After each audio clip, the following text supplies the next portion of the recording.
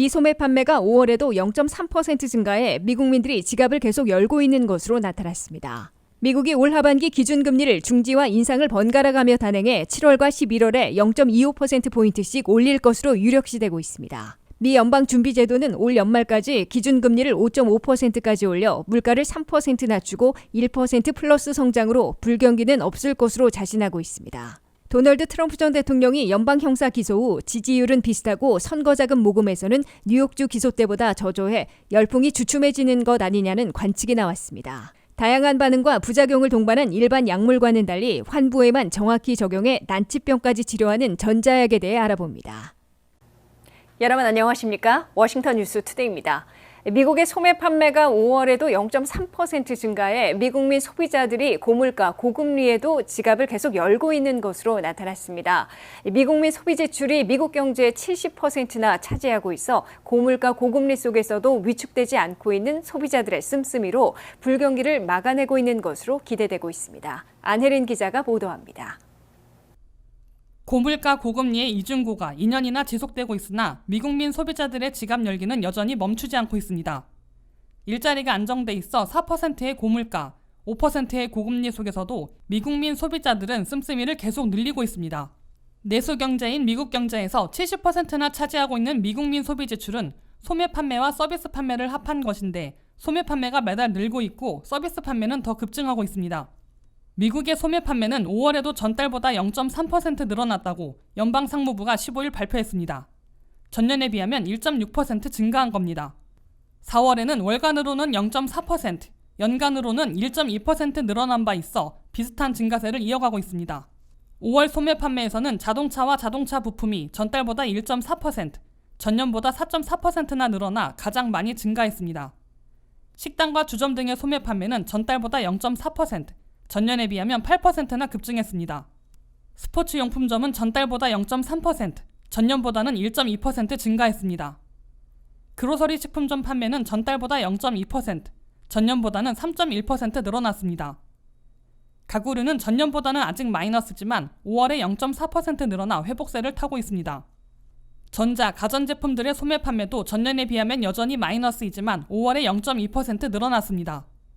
반면 유가 하락으로 주유소들의 소매 판매는 전달보다 2.6%, 전년보다는 20.5%나 급락했습니다. 주유소 판매 하락은 업체들에게는 불리해진 것이지만 소비자들에게는 유가 부담을 대폭 던 것입니다. 미 국민 소비자들은 돈을 쓰는데 상품 구입에서 여행 등 서비스 이용으로 대거 전환하고 있습니다. 이에 따라 서비스 지출로 전환하고 있음에도 소매 판매가 늘어나고 있는 것은 미국민 소비자들이 여전히 지갑 열기에서 주저하지 않고 있음을 보여주고 있습니다. 미 국민 소비자들은 일자리가 안정돼 돈을 벌고 있으면 고물가, 고금리에도 지갑을 열기 때문에 계속해서 소비 지출이 늘어나 미국 경제의 불경기를 막아주고 있는 것으로 해석되고 있습니다. 다만 미국민 소비자들은 가성비 좋은 상품을 사거나 서비스를 이용하는 뚜렷한 스마트 소비 경향을 보이고 있습니다. 이는 명품 브랜드보다는 가격에 비해 좋은 품질의 상품을 구입하고 유명 관광지보다는 가족 단위로 조용히 쉴 수 있는 여행지를 주로 찾고 있다는 해석을 낳고 있습니다. WKTV 뉴스 안혜련입니다. 미국이 올 하반기 기준금리를 중지와 인상을 번갈아가며 단행해 7월과 11월에 0.25%포인트씩 올릴 것으로 유력시되고 있습니다. 제롬 파월 연준 의장은 실수로 이번에 스킵했다고 언급해 7월에는 다시 인상하는 것은 물론 초기에 시행했던 패턴대로 한 번은 중지, 한 번은 인상을 시행할 것으로 경제 분석가들은 내다보고 있습니다. 한면택 기자의 보도입니다. 미국 중앙은행 연방준비제도는 6월에 10번 연속으로 올려온 기준금리를 동결한 대신에 올 하반기 남은 4번의 회의에서 최소 2번은 더 금리를 올리겠다는 계획을 밝혔습니다. 그런데 이 과정에서 제롬 파월 연준 의장이 6월 금리 동결을 스킵, 즉 건너뛰기로 표현해 속마음을 들킨 것으로 월스트리트저널은 보도했습니다. 파월 의장이 6월 동결을 스킵으로 표현한 것은 한 번 건너뛰었다는 의미이고 7월 말 회의에서는 다시 0.25포인트 인상하게 될 것임을 시사한 것으로 해석되고 있습니다. 특히 연준은 every other meeting이라는 패턴이 있는데 한 번은 중지하고 다음에는 인상하며 이를 반복한다는 겁니다. 따라서 6월에 중지 또는 건너뛰었기 때문에 7월에는 0.25포인트 인상하고 9월에는 다시 중지한 다음에 11월에는 0.25포인트 인상하는 패턴을 보일 것으로 월스트리트저널은 내다봤습니다. 연준은 앞으로 7월 26일, 9월 20일, 11월 1일, 12월 13일 등 4번의 FOMC 정례회를 열게 되는데 경기 지표에 따라 변할 가능성은 있으나 가능하면 중지와 인상을 반복하게 될 것으로 보입니다.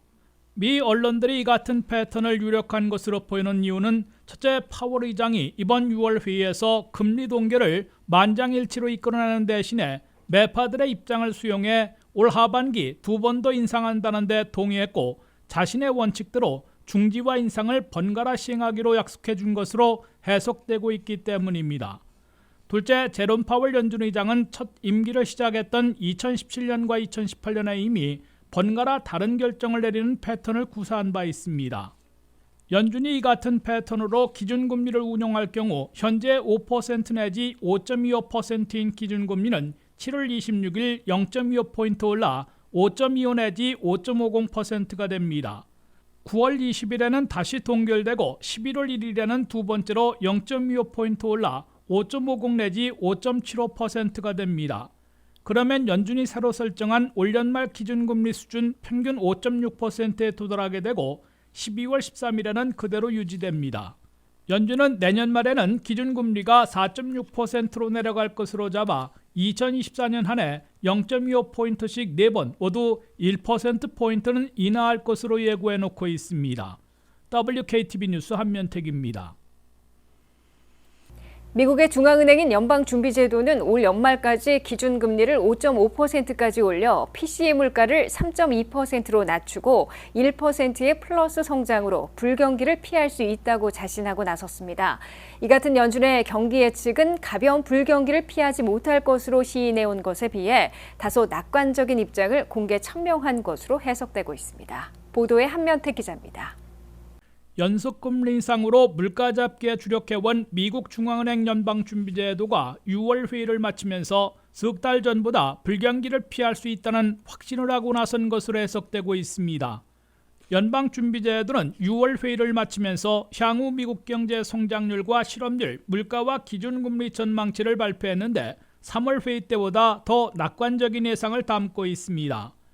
연준은 6월 전망에서 올 연말까지 기준금리를 두 번 합해 0.5포인트 올려 5.50%까지 끌어올리는 대신에 PCE 개인 소비 지출 물가를 3.2%로 더 낮추겠다고 밝혔습니다.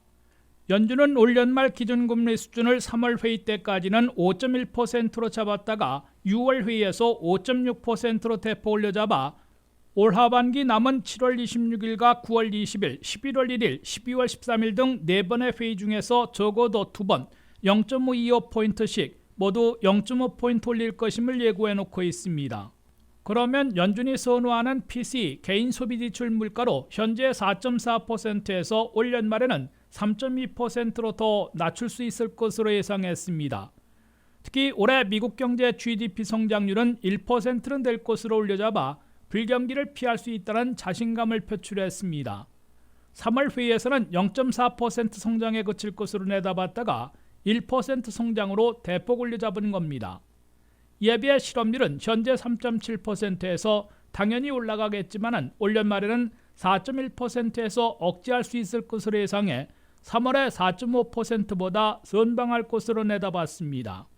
연준의 이 같은 수정 전망은 미국 경제가 10회 연속 금리 인상으로 물가를 4%로 진정시키는 반면에 고용시장이 여전히 강력하고 소비 지출도 유지되고 있어 이른바 소프트 랜딩에 성공하며 장기간 우려해온 불경기 우려를 해소할 수 있다는 확신을 표명한 것으로 월스트리트저널 등은 해석했습니다. 특히 악시오스는 연준은 올해 미국 경제가 너무 뜨겁지도 그렇다고 너무 급속 냉각되지도 않는 골디락 시나리오를 현실화할 수 있다고 확신하고 있는 것 같다고 보도했습니다. 골디락 시나리오는 너무 뜨거워 인플레이션이 통제불능에 빠지거나 반대로 너무 차갑게 얼어붙어 심각한 불경기에 빠지지는 않게 만드는 위기 극복 희망 플랜을 의미하고 있습니다. WKTV 뉴스 한면택입니다. 도널드 트럼프 전 대통령이 연방에서도 형사 기소된 후에 개인적인 에너지가 다소 떨어지면서 열풍도 주춤해지고 있다는 평가를 받고 있습니다. 플로리다 연방법정에 첫 소환돼 무죄를 주장한 날부터 공화당 경선에서의 지지율이 답보돼 있고 선거자금 모금은 3월 뉴욕주 기소 때보다 저조해 기대에 못 미치고 있다고 뉴욕타임스와 월스트리트 저널 등 미 언론들은 전하고 있습니다. 도널드 트럼프 전 대통령이 연방에서의 형사 기소 후 일각에서는 개인적인 에너지가 다소 떨어지고 트럼프 열풍도 주춤해지고 있는 것 아니냐는 관측을 낳고 있습니다. 트럼프 전 대통령은 마이애미에 있는 플로리다 남부 연방법정에 처음으로 소환돼 45분간의 인정신문을 받고 곧바로 본인이 소유하고 있는 뉴저지주 배드민스터 골프클럽으로 가서 연설했습니다. 트럼프 전 대통령은 자신이 다시 집권한다면 진짜 특별검사를 임명해 미국 역사상 가장 타락한 대통령 조 바이든과 바이든 범죄 가족들을 추적할 것이라고 약속하고 비밀 권력을 의미하는 딥스테이트를 완전 말살시킬 것이라고 공언했습니다. 뉴욕타임스는 그러나 트럼프 전 대통령의 이 같은 전략은 자신의 기소를 두고 바이든 대통령이 라이벌인 자신을 죽이기 위한 법무부의 정치 무기화로 비난해놓고 자신이 재집권하면 미국의 사법체계를 정치화하려는 것으로 해석될 수 있다고 보도했습니다. 뉴욕타임스는 그러면서 77세가 된 트럼프 전 대통령이 에너지가 떨어진 모습을 보이고 있으며 선거자금 모금 열기도 주춤한 것으로 보인다고 전했습니다. 트럼프 측은 실제로 2차 연방 기소 후 선거 자금이 소환 당일 배드민스터 이벤트에서 210만 달러를 포함해 660만 달러에 그친 것으로 발표했습니다. 이는 뉴욕주법 위반으로 첫 기소됐을 때 첫 24시간 안에 400만 달러를 비롯해 2주간 1,500만 달러 이상 몰려들었던 것에 비하면 기대에 못 미치는 것이라고 뉴욕타임스는 지적했습니다. 차기 대선에 나설 공화당 대통령 후보 경선에 뛰어든 10여 명의 후보들 가운데 트럼프 전 대통령은 2위인 란 드산티스 플로리다 주지사를 2배 이상의 차이로 압도하고 있지만 연방 기소 후 실시된 대부분의 여론조사에선 큰 차이가 없는 것으로 나타났습니다. CBS 뉴스가 기소 전날인 7일부터 10일 사이에 조사한 여론조사에선 트럼프 전 대통령의 지지율이 61%까지 치솟아 드산티스 주지사의 23%보다 약 3배 차이로 벌렸습니다. 그러나 기소된 8일부터 12일까지 실시된 퀴니피액 대학의 조사에선 53%대 23%로 예전과 비슷했고 10일부터 13일까지 조사한 이코노미스트 여론조사에선 51대 21%로 약간 떨어졌습니다. 리얼 클리어 폴리틱스가 이들 여론조사를 종합해 나눈 평균 지지율은 트럼프 52%대 드산티스 21.6%로 나타나 여전히 압도하고 있으나 연방 기소 후 눈에 띄는 지지표 결집은 없는 것으로 분석됩니다. 이 때문인 듯 공화당 경선 주자들은 일제히 정도의 차이만 있을 뿐 트럼프 전 대통령의 이번 기밀문건 케이스는 바이든 행정부의 정치 무기화 탓도 있지만 국가 안보와 관련된 기밀 서류를 잘못 다룬 책임도 있다며 공격하고 있습니다. AI 기술 등 첨단 기술들이 나오면서 다양한 디지털 치료제가 개발되고 있는데요. 특히 생명전자공학이 발달하면서 다양한 반응과 부작용을 동반한 일반 약물과는 달리 환부에만 정확히 적용해 난치병까지 치료하는 전자약들이 나오고 있습니다. 의학계에선 10년 후 주력 사업으로 전망하면서 많은 투자가 이루어지고 있는데 이 생소한 전자약 어떤 건지 안혜린 기자가 소개합니다. AI 기술 등 첨단 기술들이 미래를 위협하는 듯한 전망도 내놓지만 전자약, 디지털 치료제가 개발되며 건강한 삶의 질 보장이라는 긍정적인 부분도 함께 조명되고 있습니다. 전자, 디지털 부분에서는 단순한 환자의 건강 기록 관리, 기관들 간의 자료 공유, 원격 수술을 지원하기 위한 보조적 도구로서의 위치만 예상했던 과거와는 달리 약과 치료제로서의 지위를 확보하고 있는 겁니다. 현재 개발되는 전자약은 전자기적 자극을 통해 질병을 치료 및 완화하는 전자장치를 말합니다. 미국의 전자약 개발 회사인 뉴로시그마는 ADHD 치료에 쓰이는 전자약을 개발했으며 ADHD부터 만성질환까지 다양한 치료에 효과를 발표하고 있습니다. 특별한 이유 없이 떨리는 본태성 떨림과 류마티스 관절염 등 기존 약물로 치료가 어려웠던 난치병을 치료하는 데도 전자약이 사용될 수 있다는 겁니다. 뉴욕 파인스타인 의학연구소의 케빈 트레이시 박사는 전자약을 류마티스 관절염 환자의 몸속에 삽입해 신경계의 전기 신호를 자극하며 자가 면역 반응을 조절해 8주 만에 정상적인 생활이 가능하다는 실험 결과를 발표했습니다.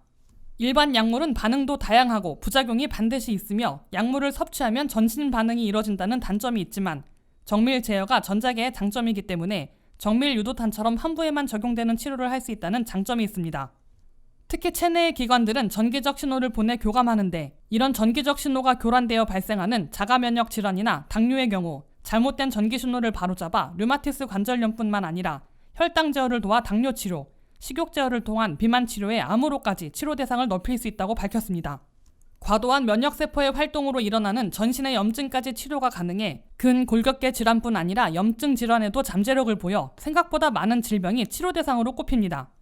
특히 이런 전기약은 웨어러블뿐 아니라 이식형으로 발전 목표가 잡혀 있어 사람 몸에 이식할 수 있을 정도의 소형화, 안정성만 확보된다면 상용화는 더욱더 빨라질 것이라며 질병과 관련된 전기 신호를 완벽하게 읽고 쓸 수 있는 기술의 개발에 박차를 가하고 있습니다.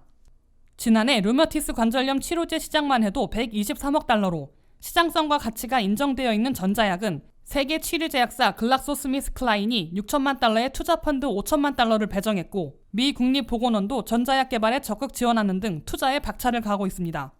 기술적으로 이식 장치를 더 작게 만들어야 한다거나 충전이 가능한 장비의 개발, 외부로부터의 해킹 방지를 위한 전자약 윤리 절차를 만드는 것이 숙제라며 GSK의 전자약 연구를 이끄는 크리스펜 박사는 기술적 난제는 10년 안에 극복될 것이라고 공언했습니다. WKTV 뉴스 안혜련입니다. 이상으로 워싱턴 뉴스투데이를 마치겠습니다. 시청해주신 여러분 고맙습니다.